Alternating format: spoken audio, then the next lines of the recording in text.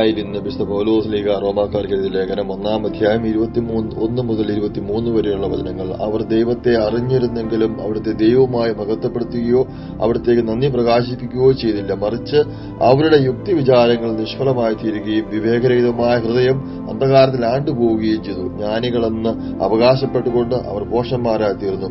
അവർ അനശ്വരനായ ദൈവത്തിന്റെ മഹത്വം നശ്വരനായ മനുഷ്യന്റെയോ പക്ഷികളുടെയോ മൃഗങ്ങളുടെയോ ഇഴജന്തുക്കളുടെയോ സാദൃശ്യമുള്ള വിഗ്രഹങ്ങൾക്ക് മാറി. ഈശോ സ്നേഹം നിറഞ്ഞവരെ, നമ്മുടെ ദൈവത്തിന് കൊടുക്കേണ്ട മഹത്വം മറ്റു പലതിനും കൊടുക്കുന്നു.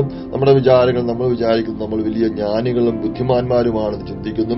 ദൈവത്തെ അറിഞ്ഞിട്ടും അറിയാതെ അതിങ്ങനെ മഹത്വപ്പെടുത്തേണ്ട സമയത്ത് മഹത്വപ്പെടുത്താതെ വഴിതെറ്റിപ്പോയിക്കൊണ്ടേയിരിക്കുന്നു.